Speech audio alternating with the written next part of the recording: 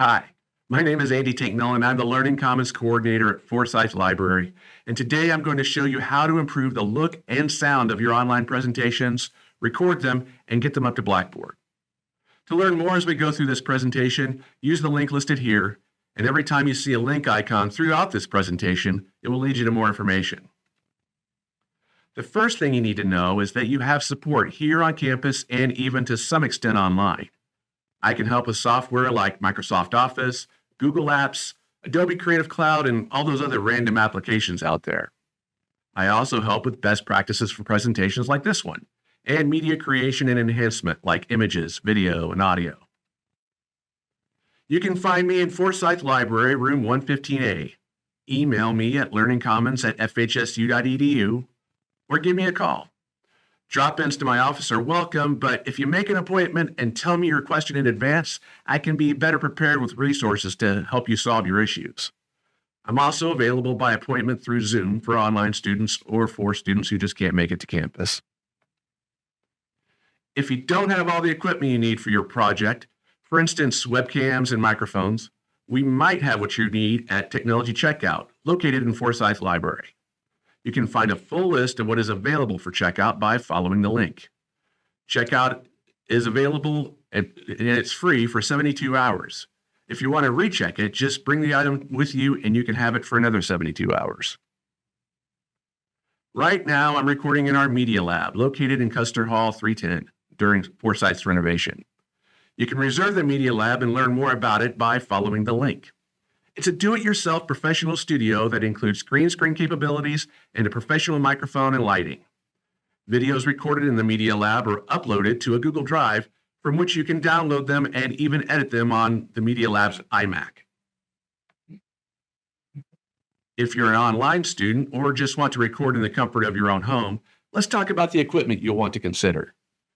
To find which option provides the best results for your situation, you might have to try a couple before recording. First, there are cameras. Camera quality can vary greatly from one camera to another. The easiest, but often not the highest quality, is your laptop's built-in camera. Webcams we have for checkout usually provide a step up in quality. You can even use your phone as a camera, even if you're recording on a laptop. The link provided will direct you to Camo Studio, which allows you to connect your camera to your recording platform with no wires required. Here are some samples I gathered from the cameras I have on hand. Excuse my background as we're undergoing renovations, but I hope you can see that the laptop camera is just a bit less sharp, and honestly, the external webcam might be a bit too sharp. I have a presentation monitor that has a pretty good camera on it, and the final image shows a sample from my iPhone 13. It does a good job, but if you have a newer phone, it's probably even better. Notice the free version of the Cam Studio app does place a watermark on the image. Some of the images are a bit dark too, but we can work on that with some lighting tips a few slides from now. Sound is often an underestimated element in capturing quality recordings. Like with cameras, you'll want to find the best one available to you to fit your needs. Again, the built-into your laptop option is likely not the best, but mine turns out to be surprisingly good, and I didn't realize how good until I compared it to some others. So you should compare too. Here's a sample from my laptop. The quick brown fox jumped over the lazy dog. You'd think the noise-canceling mic on my monitor would be good, but it's actually less than stellar. Let's play a sample from that. The quick brown fox jumped over the lazy dog.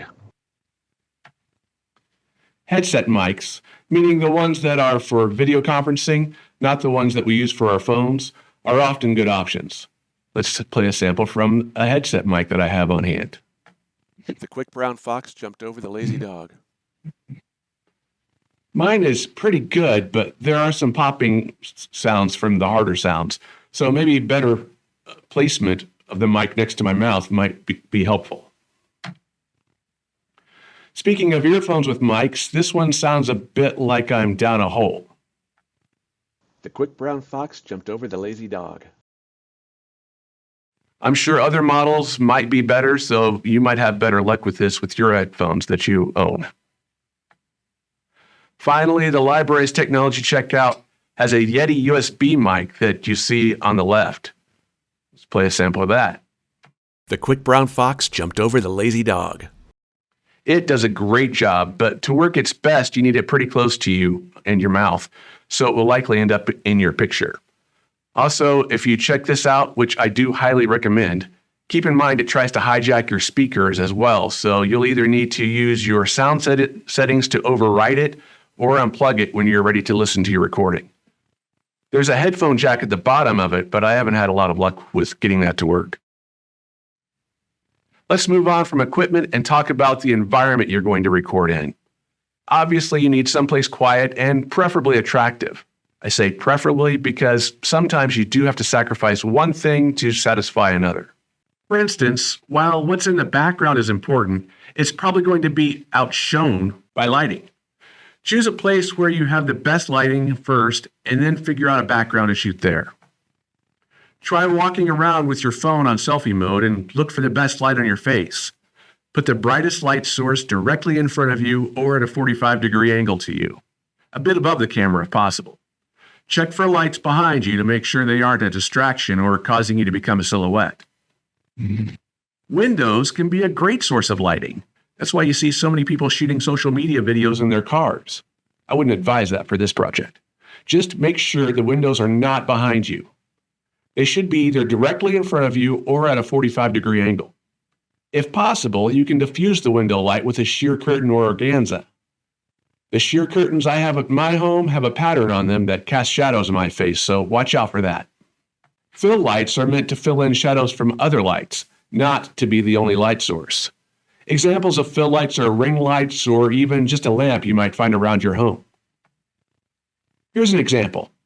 The image on the left was taken without a fill light. On the right-hand image, I had a ring light a bit above my head and at a 45-degree angle. Some shadows are good to show depth, but lessening them will make you look better.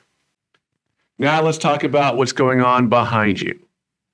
Actual physical backgrounds should be neat and tidy. A plain background might be better than one that is too busy. You want your audience to be paying attention to you, not reading the titles on your bookshelf. Corners can be nice because they create depth. Virtual backgrounds can be a solution when you don't have a great choice for a physical background. Again, simple is better than too busy. If you can get rid of all your background and just have your PowerPoint behind you, that might be a great option as well. Virtual backgrounds have come a long way since the early days of the pandemic, but they sometimes do create some distracting artifacts like part of an ear missing or maybe a bit of a physical background peeking through. Good lighting can do a lot to help that. The next thing we're going to talk about is composition. Composition is just how things are arranged within a frame.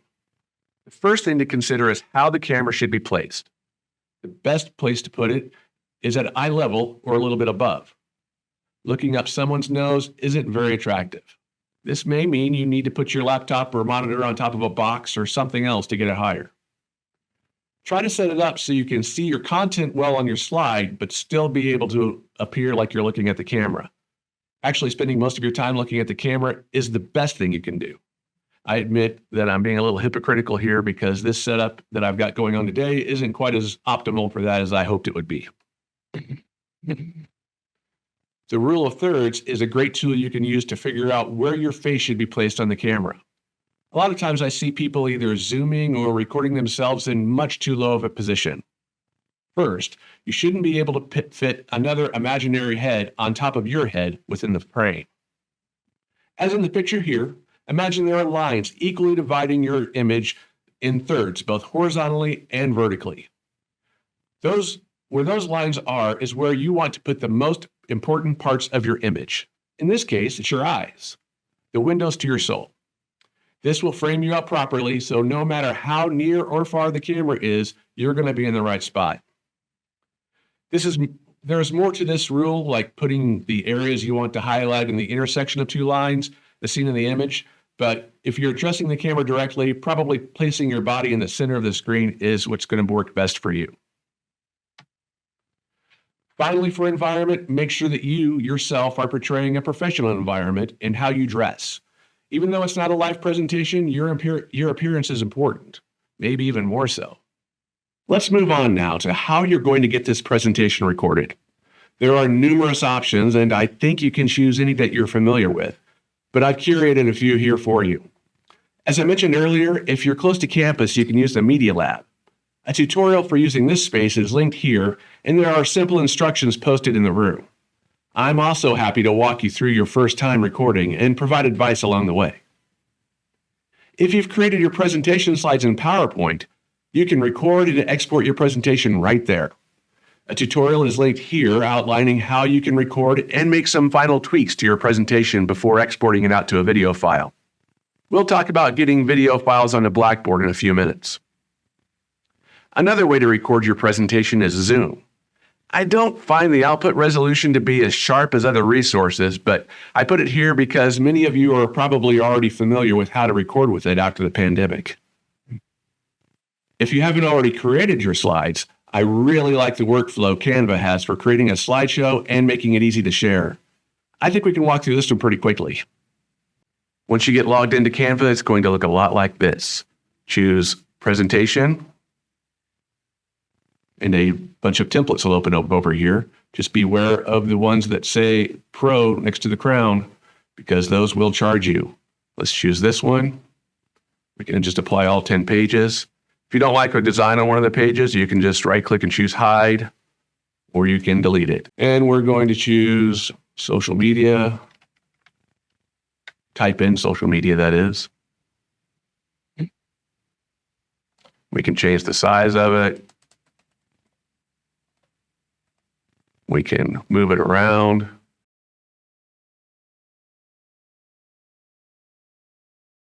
Once you get that done, then you are ready to present. So we can go over here to present, and it says present and record. So it actually allows us to choose this and choose next and go to the recording studio. And we're going to tell it which camera we're using. We're going to tell it that we are going to allow it this time. There we go.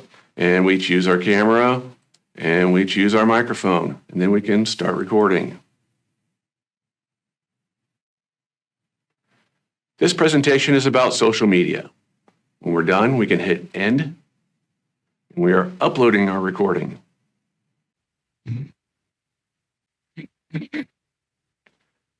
And now our recording is ready, and we have our link right here. So we can just choose copy. Then we can put that into an email, or we can paste it into Blackboard, or however you wish to distribute the link. If you want to, you can also download it. Probably not a bad idea to do for a backup. Recording with ScreenPal really just works like a screen capture. We're just going to go to screenpal.com and choose Create. Then Record Screen Cam. If it's your first time doing this, it will download a small application, but I've already done that, and you'll see this come up after that application launches. You can choose to record just your screen, just your camera, or both. I'm going to choose both. You can see my camera's over here. We do have to tell it what camera we're using. So I've got mine set to that camera, and that is the only camera in the room, even though it's far away, but we'll make it work. So we're also going to go over here and choose our microphone. So make sure that we have a microphone that is working. And then we are pretty much ready to record. Let's go over to our presentation, put it into our slideshow mode, and hit record. It'll give us a 3, 2, 1 countdown. And now we are recording. When we're done, just hit pause. And it'll give you several options over here for what to do with it. So you can edit and add captions, you can download it, or you can link it, which is what we're going to talk about in the next section. Now we have our recordings, and we need to get them up to Blackboard. We can't directly upload videos to Blackboard because they are often larger file sizes, and we have limited server space. Instead, we load them on another video server and add a link to them on Blackboard. We've already seen how we can get that link from Canva, so let's look at ScreenPal.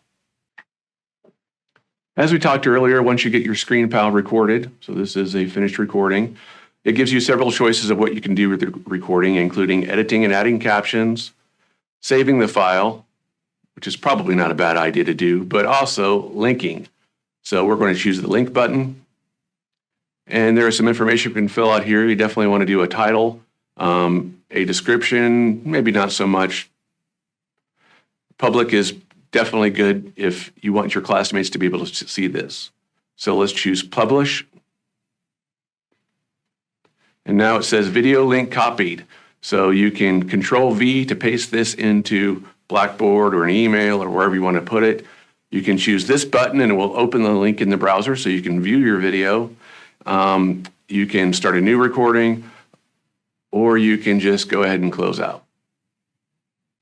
If you've recorded your video on some other platform, but just need to get a link to it, then you can do that here on ScreenPal as well. Just go to Create, Upload Content, and it does want you to log in here. I usually just use my school Gmail account, and we're just going to choose that, and then it gives you this guy here, and we're just going to go to our File Explorer and drag our video into here, and there she goes. Let's choose Manage.